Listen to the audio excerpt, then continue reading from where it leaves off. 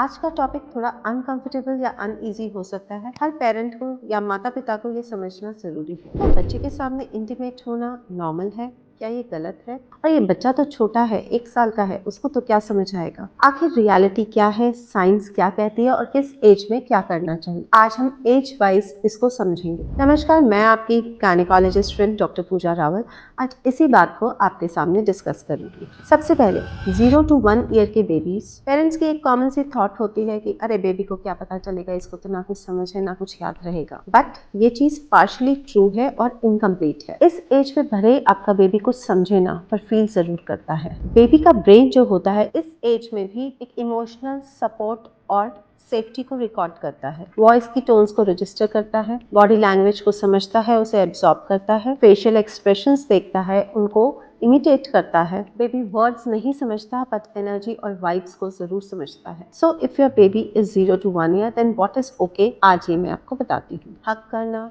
Hands hold करना, light affection, comfort touch, normal couple bonding, ये actually healthy attachment show करता है and it is normal. But क्या सही नहीं है? सेक्सुअल एक्टिविटी ओपनली करना, लाउड इंटीमेट साउंड्स प्रोड्यूस करना, ये सब एक्टिविटीज बेबी के सामने नहीं करनी चाहिए क्योंकि आपका बेबी ओवर स्टिमुलेट हो सकता है। इस स्टेज पे एक रूल तो बिल्कुल सिंपल है और उसको आपको समझना पड़ेगा कि अफेक्शन दिखाना तो नॉर्मल है बट इंटीमेसी एक बहुत ही प्राइवेट अफेयर है, तो ये प्राइवेटली होनी चाहिए। अब आते हैं 1 साल के आसपास के बच्चे यानी टॉडलर्स। इस एज को पेरेंट्स सबसे ज्यादा अंडर एस्टिमेट करते हैं। 1 साल के बाद बच्चा सब कुछ ऑब्जर्व करता है और उसको इमिटेट यानी उसकी नकल भी उतारता है। और बच्चे का ब्रेन एक ही बात को फॉलो करता है कि जो चीज मम्मी पापा कर रहे हैं वो नॉर्मल बिहेवियर है। अगर बच्चा बार बार इंटीमेट बिहेवियर को देखेगा तो वो भी उसको फॉलो कर सकता है। और फिर पेरेंट्स कंफ्यूज हो जाते हैं कि बच्चे ऐसे जेस्चर्स क्यों कर रहे हैं, क्योंकि बच्चा एक लर्निंग मोड में होता है। इस एज पे बॉडी बाउंड्रीज डेवलप हो रही होती है और अगर इंटीमेसी ओपनली विजिबल हो तो उसको अपने पर्सनल स्पेस का कंफ्यूजन हो सकता है। बिहेवियर को भी वो कॉपी कर सकता है, उसकी जो बाउंड्रीज हैं वो लेट डेवलप होंगी। इसलिए एक्सपर्ट्स का ये मानना है कि अगर आपका बेबी या टॉडलर प्रेजेंट है तो आपको सेक्सुअल एक्टिविटी में इंडल्ज नहीं करना चाहिए। अब सबसे इंपॉर्टेंट फेज के बारे में बात करते हैं और वो है 2 साल का बच्चा या उससे ऊपर। यहाँ से सिचुएशन कंप्लीटली चेंज हो जाती है क्योंकि 2+ साल का जो बच्चा है वो आपसे सवाल पूछना शुरू कर देता है, आपके इमोशंस को रीड करता है, आप जो भी सिचुएशन उसके सामने है उसको समझने की कोशिश करता है, उसको इंटरप्रेट करता है और बातों को याद भी रखता है। अब बच्चा सिर्फ देखता नहीं है, उसका मीनिंग भी खुद बनाने लगता है। और ऐसे में बच्चा अगर ये सब देखता है तो वो कंफ्यूज हो सकता है कि आप अपने पार्टनर को या फिर उसके फादर उसकी मदर को हर्ट कर रहे हैं या वो लड़ रहे हैं और ये क्या हो रहा है। बच्चा एंजाइटी फील कर सकता है। और रिसर्च ये भी कहती है कि बार बार ऐसा देखने से या रिपीटेड एक्सपोजर से बहुत ज्यादा क्यूरियोसिटी भी डेवलप हो जाती है बच्चे में।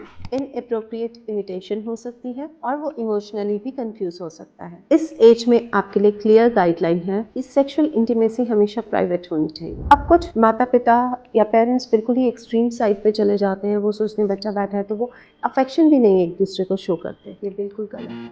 बच्चे का ये देखना जरूरी है कि पेरेंट्स एक दूसरे को इज्जत देते हैं, रिस्पेक्ट करते हैं, उनके बीच में एक हेल्दी लव और रिलेशनशिप एग्जिस्ट करता है। और हेल्दी चीजें जो बच्चे के सामने बिल्कुल ओके है वो होती है hugs, smile, gestures and emotional warmth. ये आपके बच्चे को फ्यूचर रिलेशनशिप समझाने में हेल्प करता है। एक सिंपल सी बात आपको याद रखनी है कि अगर आप कोई बिहेवियर नहीं चाहते जो बच्चा करे तो आपको भी बच्चे के सामने वो बिहेवियर नहीं करना चाहिए। और मैं आपको फिर से समझा रही हूँ कि हेल्दी पेरेंटिंग का मतलब इंटीमेसी अवॉइड करना नहीं है, बैलेंस मेंटेन करना जरूरी है कि आपका रिलेशनशिप भी हेल्दी रहे और आपके बच्चे की डेवलपमेंट भी हेल्दी रहे। ऐसे पेरेंटिंग और प्रेगनेंसी रिलेटेड साइंटिफिक टॉपिक्स के लिए मुझे फॉलो करें, क्योंकि अगर पेरेंट्स इन्फॉर्म्ड और अवेयर है तो उनके बच्चे भी सिक्योर रहेंगे। Thank you, good bye.